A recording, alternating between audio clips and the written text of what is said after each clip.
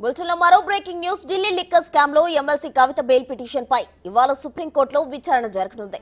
Justice BR Gavai, justice విశ్వనాథ్ల ధర్మాసనం కవిత bail petition పై విచారణ చేపట్టనుంది.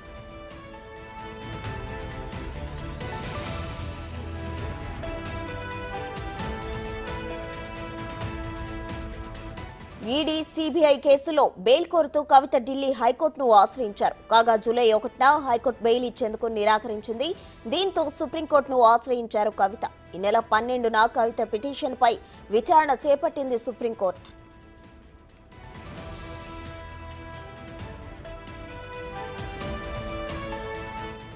ఐదు నెలల నుంచి కవిత జైల్లో ఉన్నారని, ఇప్పటికే ఛార్జ్షీట్లు దాఖలు చేశారని కవిత తరపు న్యాయవాది ముకుల్ రోహత్గి తెలిపారు. ఈ కేసులో 493 మంది సాక్షులుగా ఉన్నారని, ఇప్పటికే మనీష్ సిసోడియా, కేజ్రీవాల్ కు బెయిల్ ఇచ్చినందుకు ఒక మహిళ అయిన కవితకు కూడా మధ్యంతర బెయిల్ ఇవ్వాలని కోరుతున్నారు ముకుల్ రోహత్గి.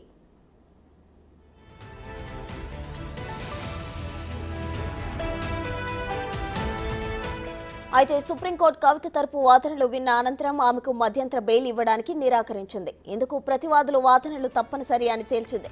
కాగా ఈ విషయంలో ప్రతివాదులుగా ఉన్న ఈడీ, సిబిఐకు నోటీసులు జారీ చేసి తదుపరి విచారణ నేటికి వాయిదా వేసింది. దీంతో ఇవాళ సుప్రీంకోర్టులో కవిత బెయిల్ పిటిషన్పై విచారణ జరగనుంది.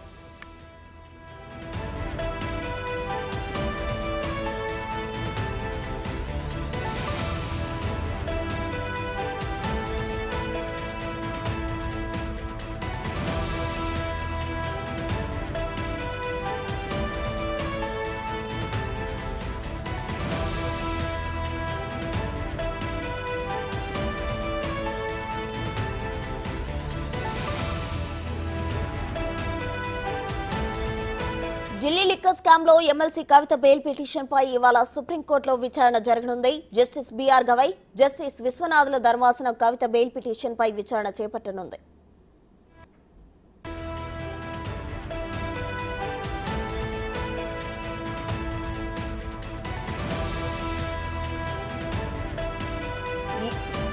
ఈడీ, సిబిఐ కేసులో బెయిల్ కోరుతూ కవిత ఢిల్లీ హైకోర్టును ఆశ్రయించారు. కాగా జూలై 1న హైకోర్టు బెయిల్ ఇచ్చేందుకు నిరాకరించింది. దీంతో సుప్రీంకోర్టును ఆశ్రయించారు కవిత. ఈ నెల 12న కవిత పిటిషన్పై విచారణ చేపట్టింది సుప్రీంకోర్టు.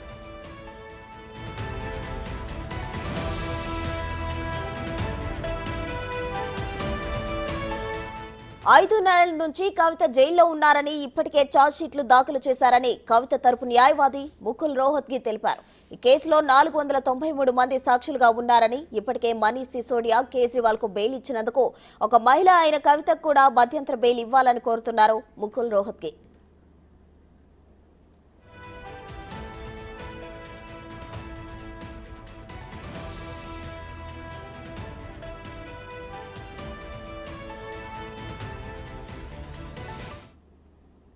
ఢిల్లీ లిక్కర్ స్కామ్ లో ఎమ్మెల్సీ కవిత బెయిల్ పిటిషన్ పై ఇవాళ సుప్రీంకోర్టులో విచారణ జరగనుంది. దీనికి సంబంధించి మరిన్ని వివరాలు మా ప్రతినిధి శివ ఢిల్లీ నుండి లైవ్ లో అందించేందుకు సిద్ధంగా ఉన్నారు. శివ, చెప్పండి, అయితే ఈ రోజైనా కవితకు ఊరట లభించే అవకాశం ఉందంటారా? Delhi liquor policy, CBI, ED కేసులు బెయిల్ కోరుతూ కవిత గత వారం సుప్రీంకోర్టును ఆశ్రయించారు. గత వారం సుప్రీంకోర్టును ఆశ్రయించిన నేపథ్యంలో ఇటు ముకుల్ రోహత్కి కవిత తరపున వాదనలు వినిపించారు. ఇప్పటి వరకు 493 మందిని సాక్షులను విచారించారు. ఎటువంటి ఆధారాలు లేవు. అంటే మనీష్ సిసోడియాకు, సంజయ్ సింగ్కు మరికొంతమందికి బెయిల్ ఇచ్చారు కాబట్టి ఒక మహిళగా పరిగణించి కవిత కూడా మధ్యంతర బెయిల్ మంజూరు చేయాలని కోరిన నేపథ్యంలో ఇప్పుడు మధ్యంతర బెయిల్ ఇవ్వడం కుదరదు. ఇప్పుడు సిబిఐ, ఈడీ దర్యాప్తు సంస్థలకు నోటీసులు ఇస్తామంటూ కూడా సుప్రీం ధర్మాసనం, ద్విసభ్య ధర్మాసనం justice BR Gavai, justice KV విశ్వనాథులతో కూడిన ధర్మాసనం ఇద్దరికి, రెండు దర్యాప్తు సంస్థలకు కౌంటర్ పిటిషన్ దాఖలు చేయాలంటూ కూడా నోటీసులు ఇచ్చిన నేపథ్యంలో వారు కౌంటర్ పిటిషన్ దాఖలు చేశారు. ఈ నేపథ్యంలోనే ఈరోజు 3వ కోర్టులో, అంటే సేమ్ ధర్మాసనం గతంలో ఏదైతే మనీష్ సిసోడియాకు బెయిల్ మంజూరు చేసిందో justice BR Gavai, justice K విశ్వనాథులతో కూడిన ధర్మాసనం ఈరోజు కవిత బెయిల్ పిటిషన్పై విచారణ కొనసాగించబోతోంది. దాదాపు 5 నెలల నుంచి కవిత తిహార్ జైల్లో జ్యుడిషియల్ కస్టడీలో భాగంగా ఉంటూ ఉన్నారు. దానిలో భాగంగా ఇప్పుడు కవితకు సంబంధించి ఛార్జ్షీట్లు కూడా దాఖలు చేశారు కాబట్టి కవితకు బెయిల్ మంజూరు చేయొచ్చు. విచారణకు సంబంధించి ఎప్పుడైనా విచారణకు పిలిస్తే విచారణకు హాజరవుతారంటూ కూడా ముకుల్ రోహత్కి కానీ గతంలో ఇటు ట్రయల్ కోర్టు, ఢిల్లీ హైకోర్టులో కూడా కవిత తరపున న్యాయవాదులు వాదనలు వినిపించారు. ఇటు రితేష్ రాణా, అభిషేక్ మను సింఘ్వి, విక్రమ్ చౌదరి వీరందరూ కూడా కవిత తరపున వాదనలు వినిపించారు. కానీ ఇటు ఈడీ, సిబిఐ కూడా కవితకు బెయిల్ ఇవ్వడం ద్వారా ఇప్పుడు విచారణ దశలో ఉంది కాబట్టి ఈ కేసు ఇప్పుడు సాక్ష్యాలను కవిత తారుమారు చేసే అవకాశం కనిపిస్తుంది. సమాజంలో పలుకుబడి ఉన్న వ్యక్తి, మాజీ ఎంపీ, ప్రెసిడెంట్ ఎమ్మెల్సీ ఉన్నారు, ఒక మాజీ సీఎం కుమార్తె కాబట్టి సాక్ష్యాలను ప్రభావితం చేస్తారు, సాక్ష్యాలను తారుమారు చేసే అవకాశం ఉంది కాబట్టి కవితకు బెయిల్ మంజూరు చేయొద్దంటూ గతంలో ఇటు రౌజనీ కోర్టులను, ఢిల్లీ హైకోర్టులను ఈడీ, సిబిఐ తరపున న్యాయవాదులు వాదనలు వినిపించిన నేపథ్యంలో వీరిద్దరి వాదనలతో ఏకీభవించిన న్యాయస్థానాలు ఇటు ట్రయల్ కోర్టు కానీ, ఢిల్లీ హైకోర్టు కానీ కవితకు బెయిల్ పిటిషన్లు తిరస్కరించారు. ఈ నేపథ్యంలో ఇక్కడ ఢిల్లీ హైకోర్టులో బెయిల్ పిటిషన్ తిరస్కరించిన నెల రోజుల తర్వాత సుప్రీంకోర్టును ఆశ్రయించారు కవిత తరపు న్యాయవాదులు. ఇప్పుడు ఈరోజు కవితకు సంబంధించిన బెయిల్ పిటిషన్పై వాదనలు, ప్రతివాదనలు జరగబోతున్నాయి.